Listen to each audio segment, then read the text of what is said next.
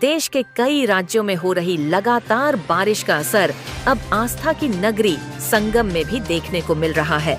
यहाँ गंगा और यमुना दोनों नदियाँ एक बार फिर से उफान पर है। दोनों नदियों का जलस्तर एक बार फिर तेजी से बढ़ रहा है। वहीं नदियों का जलस्तर बढ़ने से निचले इलाकों में बाढ़ जैसी स्थिति बन गई है और रहने वाले लोगों में हड़कंप मच गया है। जलस्तर तेजी से बढ़ने के कारण कछारी इलाकों के सैकड़ों घरों में बाढ़ का पानी घुस गया है। जिन घरों में पानी घुसा, वहां के परिवारों ने छतों पर डेरा डाल लिया है। जिलाधिकारी रविंद्र कुमार मांडेर ने एनडीआरएफ और एसडीआरएफ के साथ बाढ़ प्रभावित इलाकों का जायजा लिया। उनका कहना है कि मुख्यमंत्री के निर्देश पर बाढ़ पीड़ितों से संवाद कर लिया जाए और उनकी समस्याएं जान लिया जाए। इसलिए आज सारी टीमों के साथ हम लोगों ने बाढ़ग्रस्त इलाकों का दौरा किया है।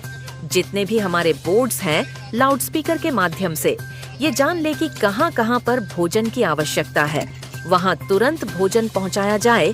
किसी को आवश्यकता हो तो 1070 कंट्रोल रूम का नंबर है, उस पर सूचित करें। लोगों के हम लगातार टच में है। पानी जो कि अभी स्थिर हुआ है, हो सकता है कल कम हो जाए तो थोड़ी सी सहूलियत मिलेगी। ग्रामीण इलाकों में बाढ़ की स्थिति को देखते हुए एसडीएम लेखपालों और प्रधान को दिशा निर्देश दिए गए हैं कि ग्रामीणों को किसी प्रकार की दिक्कतों का सामना न करना पड़े।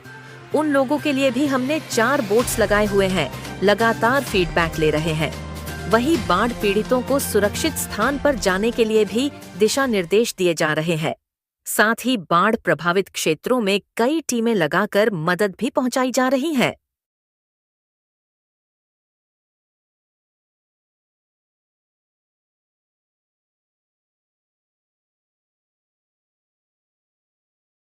आपने क्या जी हमने निरीक्षण किया है और माननीय मुख्यमंत्री जी द्वारा निर्देश दिए गए थे कि जितने भी बाढ़ प्रभावित क्षेत्र हैं उन सभी का दौरा कर लें, वहाँ पे राहत कार्य जितने हो रहे हैं उनका जायज़ा ले लें और जितने प्रभावित परिवार हैं एक बार उनसे संवाद कर लिया जाए।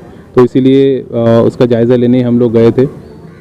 अभी छोटा बगाड़ा और बड़ा बगाड़ा जो मोहल्ला है उसको हमने देखा है और लगभग जो फर्स्ट लेन के जो नदी किनारे के घर हैं तो वहाँ तक पानी गया है। अभी बहुत सारे लोग घरों में ही ऊपरी मंजिल पे रुके हुए हैं। उन सभी लोगों से हमने फीडबैक लिया है। जिन जिन को भी भोजन की आवश्यकता है तो वो अभी हमने हमारी तहसील की टीम को डायरेक्शन दिया है कि एक बार जितनी बोट्स यहाँ पे चल रही हैं उन बोट्स में लाउड स्पीकर के माध्यम से सब लोगों से पूछ लें और जिनको आवश्यकता है उनको तत्काल भोजन सामग्री उपलब्ध कराएँ। क्योंकि लाइट भी कटी हुई है तो मोबाइल से कई बार कम्युनिकेशन होना मुश्किल हो जाता है। तो उन सभी को कंट्रोल रूम का जो नंबर है 1070, मैं आपके माध्यम से भी सभी लोगों को अवगत कराऊंगा, उस पर कॉल करें कोई भी इमरजेंसी होती है तो। हमारे 7 जगह पे रेस्क्यू सेंटर्स हैं वो ऑपरेशनल हैं। यहाँ पे एक रेस्क्यू सेंटर है वो ऑपरेशनल है, यहाँ से कुछ लोगों ने वहाँ पे मूव किया है तो वहाँ पे भी प्रॉपर तरीके से व्यवस्थाओं को सुनिश्चित किया जा रहा है। उसका भी इंस्पेक्शन हम लोग करेंगे और जिन लोगों के पशु हैं उनके लिए भी एक जगह पे व्यवस्था की गई है, उसमें उनके लिए भूसा चारा आदि की व्यवस्था हो जाए। एक अनुमान ये है कि पानी अब कल से घटा है तो कल तक हो सकता है कि और पानी घट जाएगा तो फिर यहाँ पे थोड़ी सहूलियत हो जाएगी और लोगों से लगातार हम लोग टच में रहेंगे। और आप मीडिया बंधुओं से भी अपील करेंगे कहीं पे भी अगर आप लोगों को भी ऐसा लगता है कि कहीं फीडबैक देने की आवश्यकता है आप लोग भी हमें ज़रूर सूचना उपलब्ध कराएं। जी सर, एक सवाल है, ग्रामीण क्षेत्र भी प्रभावित है वहाँ के लिए भी देखिए सभी जो हमारे एसडीएम हैं वो नोडल ऑफिसर हैं इसके लिए, तो उनके माध्यम से सभी प्रधानों को और लेखपालों को निर्देशित किया गया है।